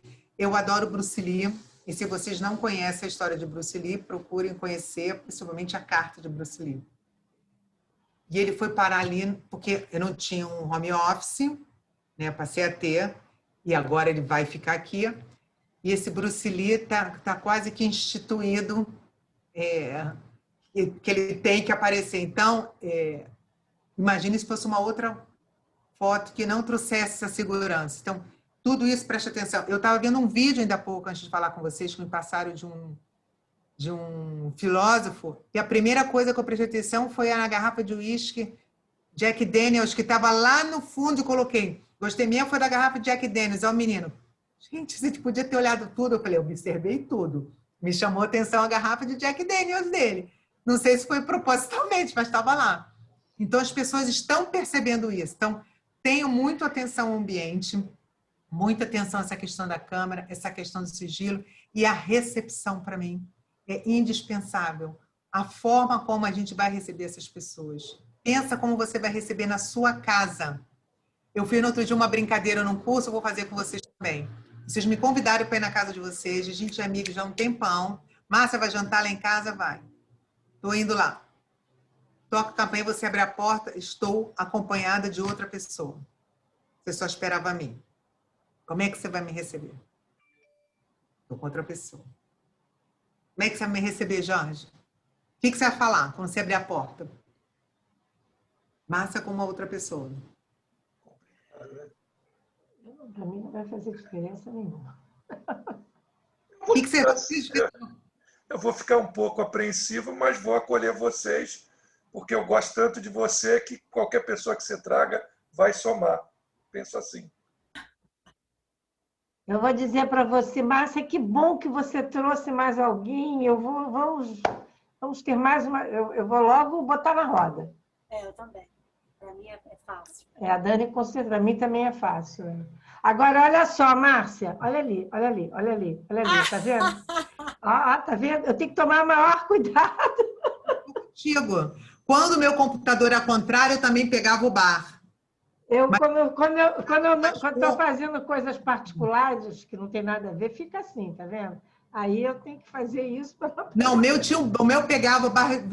A Davina pegou quando era ao contrário. Lembra, Davina, que tinha a escada no fundo? E aí eu desvirei porque ninguém subia, ninguém descia aqui em casa. Mas a Valéria pegou, tinha ali e eu deixava ali. Mas já teve caso, eu falei, é melhor eu tirar essa bandeja, ainda mais dependendo do caso. Eu acho melhor, eu fico...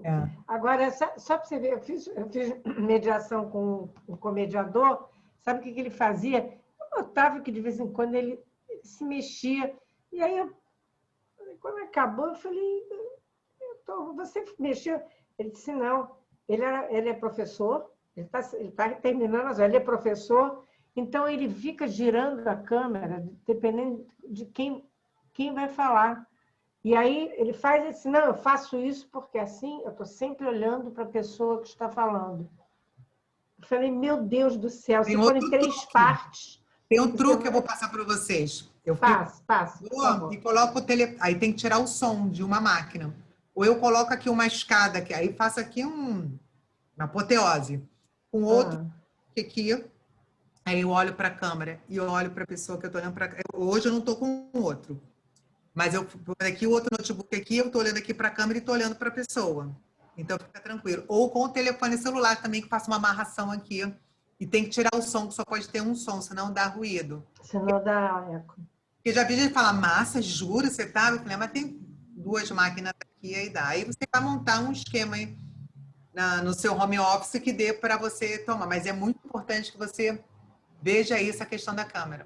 Como eu trabalho com pessoas com projetos de saúde mental, é muito importante que eu esteja conectada com o outro. Márcia, Então, isso, Valéria, que é sua amiga, resolveu te provocar. Quer fazer uma pergunta para você. Valéria Cid. Deixa eu só fechar para ver se, se eu respondi para a Daniele. Daniele, para mim, isso é imprescindível. A geografia, eu realmente está, a minha conexão com o meu par e a forma que eu vou receber. Isso, para mim, assim, eu diria que é 50% da mediação. Porque eles vão sentar e vão fazer... Quando eu percebo esse... Falei, ótimo, agora a gente vai começar a trabalhar. Eu preciso que eles fiquem à vontade. E, por vezes, já estou lá fora recebendo, agora pela internet, já estou conversando outro assunto de máscara, da vida. E já teve até uma vez que perguntaram assim, tem algum momento certo que a gente começa a mediação? Eu falei, a gente já não começou? Aí a pessoa fala, isso que é mediação? Eu falei, é. E a pessoa fica feliz. Então, assim, deixar as pessoas muito tranquilas para elas poderem se desarmar, e aí você consegue perceber uma questão que é muito importante para mim, a questão de valores e tipos de personalidade, que é uma outra questão que eu trabalho muito, entender que personalidade é aquela. Tem pessoas que são mais contidas, tem outras que são mais extrovertidas, tem outras que são mais céticas, tem outras que são mais espiritualizadas, tem outras que são mais... nem um pouco voltado para a parte sentimental, muito prática, tem outros que precisam. Então, a sua linguagem precisa trabalhar com todo mundo igual. Tem que modular. Com algumas palavras, né? Eu já vi pessoas que não gostam quando se usa a mediação não trabalha com mágoas, que eu falo, cara, que bobeira, que negócio de mágoa. Entendeu? Então, a mediação trabalha com prospecção daqui para frente, o que você quer construir. Se você perceber que essa palavra, que isso é um contexto para aquelas pessoas, usa. Se perceber que não é, não usa. Está usando outras possibilidades que deixam aquelas pessoas conectadas ali com você. Que elas estejam realmente à vontade para conversar sobre a mediação. E aí as coisas vão fluir. Aí é só acontecendo. Mas essas são algumas coisas que eu me preocupo muito para deixar as pessoas bem à vontade, para que elas externalizem o que eles vieram procurar ali. Te atendi? Obrigada, Márcia. Vai, Val, manda, filha. Fazendo assim um apanhado de tudo que você já falou, eu lembrei muito de uma mediação muito recente, que era de uma pessoa, um rapaz francês, ele estava em Paris, e questionando o advogado dele, porque ele se sentiu, esse advogado estava fazendo a separação e foi um advogado comum, né? E ele se sentiu desatendido pelo advogado, desatendido de atenção mesmo. Achava que o advogado não estava dando atenção a ele e o advogado era comum e ele pagou o advogado, então o advogado tinha que dar atenção a ele. Mas isso demorou muito tempo, muito tempo. E eu estava tentando entender qual era o pedido, o que ele queria. Ele falando de cláusulas do acordo de separação. E ele não conseguia falar. Ele só falava da cláusula, de como não foi atendido, de como não foi respondido nas perguntas que ele fez, e que isso estava prejudicando ele demais. Aí eu procurei saber quando foi a separação. Não, o processo começou em 2015 e terminou em 2018. E foi em euro. Tantos de 400 e alguma coisa euro. E o euro, em 2015, era um valor X. Agora tem mais YZ. Né? Então, ele falando por que o advogado não alertou a ele que isso poderia acontecer. Pô, só se tivesse bola de cristal, né? Mas... Poxa, se ele soubesse, me avisava também, por favor. Tá?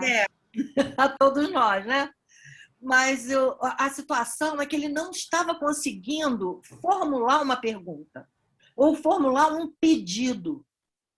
E eu entendi isso e comecei a escrever para minha comediadora colega que estava atuando na hora, falando com ela, olha, vamos fazer individual, porque vai ficar muito esquisito, né? Falar com ele. Faça a pergunta ou faça o pedido. Eu não estou entendendo o que você quer. Então, nós fizemos individual. Ela, não, então vamos dar uma possibilidade que nós temos na mediação, é fazer separadamente, ouvir separadamente, não sei o quê, enfim, conseguimos. Aí, quando a gente está sozinho com o mediando, a gente consegue falar sem expor, né? E aí eu coloquei para ele, olha, na mediação também tem uma parte muito pragmática, porque nós precisamos entender para poder ou apertar a tecla SAP ou né, ser um tradutor-intérprete daquilo, mas passar para o outro a sua real necessidade. Qual é a pergunta? Qual é o pedido? Eu não estou entendendo o pedido. O que o senhor está precisando? Sabe que ele não conseguiu responder? E depois eu consegui entender que ele queria era um pedido de desculpas do advogado. Falei, nossa, mediação raiz. Era um pedido. Nem ele no início devia estar sabendo. Eu estava tão incomodado, perturbado, chateado, magoado, irritado com tanta coisa.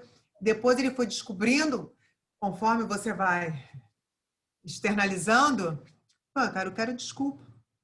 Eu quero. E você que é do TRT, né, conhece a Val quando ela passou no concurso para o TRT, então tem muito tempo isso. Sabe que um grande número de ações trabalhistas, o que esses colaboradores desejam, o Jorge é do TRT, é um pedido de desculpa de que, pô, você foi um super funcionário, cara, você ralou. Nossa, mas já que você não me reconhece, vai doer no seu bolso, porque esse órgão, eu te conheço, eu sei que vai doer. Como de desculpa legítimo tem sentido. E aí foi todo um trabalho também com a outra parte, né? No sentido dele também não se sentir melindrado de pedir desculpas por uma coisa que, sabe, porque do outro lado do Atlântico a coisa é diferente. A gente diz um minutinho. Faz muito sentido. Não tem que ser um minutinho. Não estou chegando se não estiver com o pé na porta para entrar. Então, o nosso no sense, sei lá, a maneira infantil que a gente atua, né, na vida, no nosso dia a dia, causa estranheza para o outro. E isso não quer dizer que ele desconfie de você, mas ele se sente desprestigiado, sim. Daqui a pouco eu estou aí, demora 1 hora para chegar. Né? Então, foi ótimo, eu adorei ter feito essa mediação, até porque, lembra, não sei se você vai lembrar, o único curso que nós demos juntas aqui no Rio, formando uma turma de mediadores, né? E na fala, que foi a minha vez, eu coloquei que 2 coisas é legal da gente deixar do lado de fora da porta. É a vaidade, porque não somos nós que fazemos o acordo, são as partes, e o preconceito, porque a gente nunca sabe o que vai acontecer lá dentro.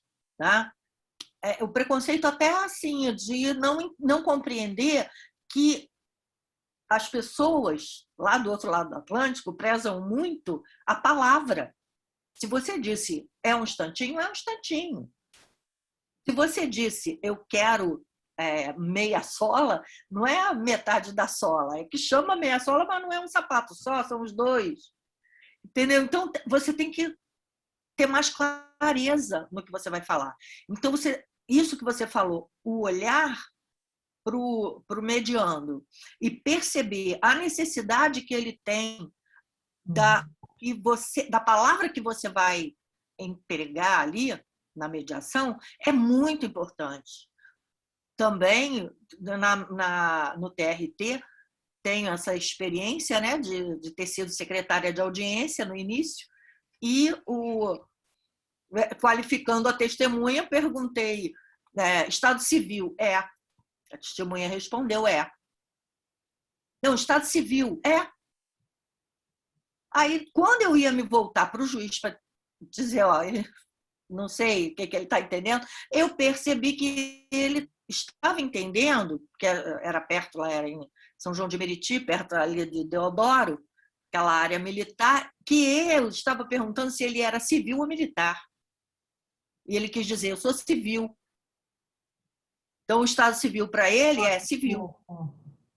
Depois, quando eu compreendi isso, aí eu comecei, casado ou solteiro? Ele, sou casado, não sei o quê. Então, a gente tem que perceber, né, o que o vocabulário da pessoa, o que ela vai entender daquilo, para nós não nos enganarmos e nem ele se enganar com a resposta. Então, isso também é uma sensibilidade que o mediador tem que desenvolver. Perfeito. Tá? Não é? Porque a gente não consegue entender quando o filho diz valeu, é um obrigado, não é? Foi mal, é desculpa. A gente entende isso de filho, por que não vai entender do mediando, que normalmente usa a mesma expressão, as mesmas expressões e o vocabulário que ele tem na vida lá fora, né? Só porque está ali dentro de uma sala na justiça, né? No Poder Judiciário. Valores, né, Valéria? Prestar atenção nesses valores, né? Que são importantes. Exatamente. Que pode não ter significado para mim, mas para ele tem. Aliás, eu adoro falar essa frase: cumprir horário é uma coisa muito importante para mim. Desde a cumprir horário é uma coisa muito importante para mim. Porque a Valéria sempre cumpriu horário. Então, oi? Alguém? Ainda dá tempo de uma pergunta? Agora sim, tem uma pergunta, Jorge. Com o maior prazer. Você passa com o microfone desligado, Jorge. Você está falando, mas está com o microfone desligado. Vamos lá, é porque a gente combina sempre que nosso evento termina às 21 horas, mas vai lá, pergunta. Vai, Andréia. Eu acredito que seja breve, né? Primeiro, assim, gostei muito da sua explicação do que seria uma boa pessoa, onde depois o Jorge acabou endossando. Fez muito sentido quando ele disse tem que ser uma boa pessoa o mediador. Aí eu fiquei com aquilo na cabeça e você acabou fazendo a explicação e ele endossou depois. Essa teria sido uma, mas a que eu quero te perguntar é o seguinte: a gente está falando aqui de comunicação não violenta na mediação, e aí a pergunta para ti é o seguinte: você já teve essa experiência do que você teve que fazer, levantar, mostrar a sala? Você já teve alguma experiência? Como foi? Se aconteceu de você pegar e ter realmente outra pessoa além do quem você já sabia que você estava atendendo? Se você tiver tido, eu gostaria de saber como foi essa sua desenvoltura, se ainda houver tempo. Essa é a pergunta. A questão do sigilo que você diz, outra pessoa na sala? Isso, exatamente. Essa semana, meu par, Maria de Fátima maravilhosa, e eu falei, Fátima, você quer trazer... Quando eu falei, Fátima, você quer trazer alguma coisa agora? Ela já tinha percebido que era alguma coisa, ela me devolveu. Não, você tem alguma coisa para trazer? Eu falei, a gente só gostaria de relembrar a questão do sigilo, que é muito importante para nós, e nós acreditamos que seja muito importante para vocês, que a gente esteja compromissado com o sigilo, todos nós que estamos aqui. Então, é importante que vocês estejam no ambiente sozinhos, e podemos contar isso com vocês. Aí a Fátima falou, pode contar comigo. Aí os advogados podem contar comigo. Aí a pessoa falou, uma pessoa entrou aqui para me fazer uma pergunta, mas não vai acontecer de novo. E era justamente com ela. Eu falei, você quer dar um tempo, você quer falar com alguém? Tem alguma situação que você precisa sair por alguns instantes? A gente pode aguardar, se todos estiverem de acordo. Ele, não vamos entrar mais aqui. Porque aí você percebe pelas sombras que passam por aqui, não só de você ver dali atrás, olha, pelas sombras, pelo som, o microfone, mesmo desligado, ele dá uma acendida, e aí é só você recordar que nós estamos comprometidos com o sigilo tranquilo para vocês. Vocês querem trazer alguma fala nesse momento da questão do sigilo? Precisam parar? Precisa que a gente retome em outro momento? Como é que é isso para vocês? e do resto... Perfeito. Tá. Perfeito. Até no olhar, né, a gente consegue perceber as plantas. Até com o olhar, não precisa nem muito movimento. Consegue. Obrigada. Por nada. Perfeito, perfeito. Obrigada pela contribuição e pela palestra. Muito bem-vinda. Muito Márcia, grata. olha, terminamos o nosso evento. Não acredito que já vai dando Estou com gosto de quero mais. Eu não te conhecia, eu não te conheço pessoalmente, né? Te conheci por vídeo. E vou te contar uma história engraçada. A Valéria vai me matar. Conta. Posso contar? Valéria não vai deixar, mas eu vou contar. Falei, Valéria, você poderia convidar a Márcia Rosa para falar para a gente? E eu não sei, não. Márcia Rosa é poderosa, dá palestra em tudo que é lugar. Eu não sei se ela vai aceitar, não. Não vai se empolgando, não, que eu não sei, não. Aí daqui a pouco ela falou assim, ligou para mim e falou, não é que ela aceitou? Eu falei, eu tô empoderado. E comecei... Eu adoro, gente, eu adoro, me chame, cadê? Eu só não faço se eu não puder. Mas eu adoro, eu já fiz uma que era 00:30 aqui no Brasil e de manhã em outro lugar. Então, eu queria expressar de verdade. Eu falei, eu só vou ter que falar baixo, porque é 00:30 aqui no Brasil, vou botar fone. E perguntei, será que esse meu tom de voz dá para vocês ouvirem? Se a pessoa fala mais alto, eu vou acordar as pessoas do mundo. Não, tá bom. Nossa, sempre feliz da vida, terminando 2h acabada, mas adorei. Então me chame, porque eu tenho o maior prazer em falar daquilo que eu acredito. E ela tinha razão, né? Você realmente... E faço uso, e eu sou uma pessoa grande, com uma voz grossa, longe da meiguice, mas eu sou uma pessoa carinhosa. Lógico que eu fui estudar comunicação não violenta porque eu era uma pessoa violenta na minha forma de expressar, e eu quis ser uma pessoa melhor. Não foi porque eu vejo borboletas. Não vejo, gente, borboletas na mediação, nem borboletas na comunicação não violenta. Eu vejo que eu posso me tornar uma pessoa melhor e ser uma profissional melhor. Então, eu estou sempre buscando essa minha mente de principiante. Sempre tenho uma supervisora que seja particular para mim, sempre tenho uma mentora, que eu não sou boba nem nada, eu preciso de pessoas que me ajudam, então a minha rede é sempre muito boa. Assim, eu ligo para a Valéria, Valéria, você pode conversar um pouco comigo? Estou com uma dúvida. Será que você pode me esclarecer assim? Esses meus amigos me ajudam muito. Eu sou muito grata por ter falado com vocês. Eu amei, me chame quantas vezes vocês quiserem. Eu amei. E eu também, de verdade, eu amei. Acho que todos que estavam aqui amaram. A gente não tem, assim, palavras para te agradecer, o carinho. É muito bom trabalhar com você, você é extremamente objetiva. Uma reunião que eu achei que ia durar meia hora, demorou 10 minutos com você, porque você é muito objetivo. Eu falei, meu Deus, falei até para a Valéria, foi ótimo trabalhar com ela, porque eu passei o roteiro, ela falou, Jorge, está tudo certo, vamos que vamos. Tá? Então, receba aí o nosso agradecimento e chegamos a mais um encontro virtual. Queria lembrar vocês que...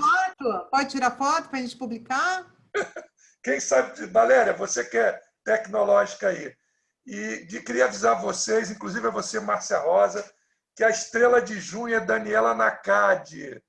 Dia 1º de junho. Estou nervosa de chegar depois da Poderosa. Daniela Nakade estará aqui dia 1º de junho. Adorei! Para falar um diálogo sobre ética na mediação. Dani, você é poderosa também. Para com isso. Fala também. Querida. Adorei esse tema. Adorei o tema sobre Vou fazer o ética. cartaz, vou fazer tudo que tem que ser feito, vou conversar com a Dani. Dani é uma querida amiga, fiz mediação com ela, me apaixonei pelo jeito dela, né? Ela sabe disso, pelo jeito carinhoso, atencioso, acolhedor, e vai ser um grande encontro como foi o seu e como foram todos os outros. Com certeza. Uma honra. Foi uma honra, Deus muito a grata. vocês. Queria dar apenas um até breve.